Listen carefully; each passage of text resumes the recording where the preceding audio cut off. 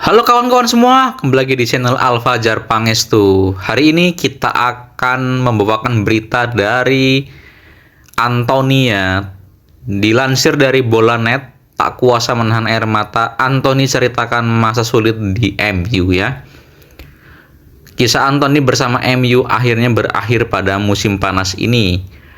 Winger asal Brazil itu resmi dipermanenkan Real Betis setelah sempat menjalani masa pinjaman.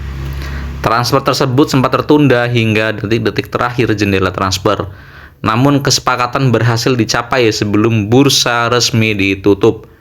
Betis menebus Antony dengan biaya 22 juta euro plus bonus tambahan 3 juta euro. MU juga menyisipkan klausul 50% dari potensi penjualan di masa depan. Kepindahan ini menandai babak baru dalam perjalanan karir Antony. Ia kembali ke klub yang membuatnya bersinar setelah mengalami periode sulit di MU ya.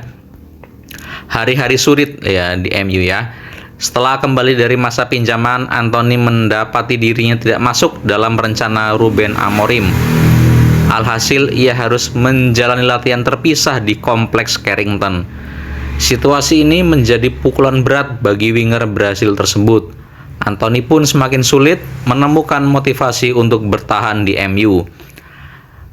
Hanya keluarga saya yang tahu betapa beratnya berada di sini, kata Antony sambil meneteskan air mata saat diperkenalkan sebagai pemain permanen Betis. Berlatih sendirian, tapi saya tahu momen luar biasa ini akan datang. Tentu saja saya takut akhirnya tidak terjadi. Tapi saya menunggu karena saya punya keyakinan besar, ujarnya ya.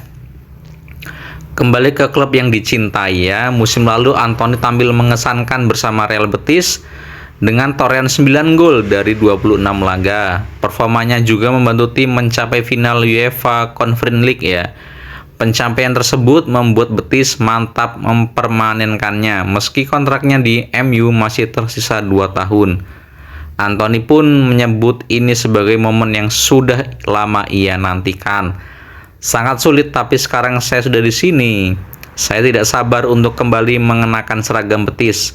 Saya hanya bisa berterima kasih kepada semua pihak yang membuat ini terjadi, ucap Antony. Betapa berbeda, Sevilla jauh lebih indah dibanding MU, tambahnya.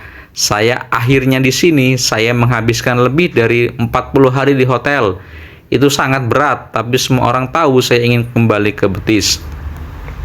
Disambut dengan cinta besar, Antony merasa haru dengan sambutan luar biasa dari supporter Betis.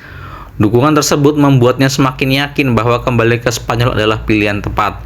Ia bahkan bercerita sulit tidur karena para penggemar sudah menunggunya sejak dini hari. Baginya, perhatian seperti itu adalah hal yang tidak bisa digantikan dengan apapun. Saya mengalami kesulitan tidur setelah melihat begitu banyak cinta dari fans Betis. Ada orang-orang yang menunggu di rumah saya pukul 2 dini hari, kata Antony.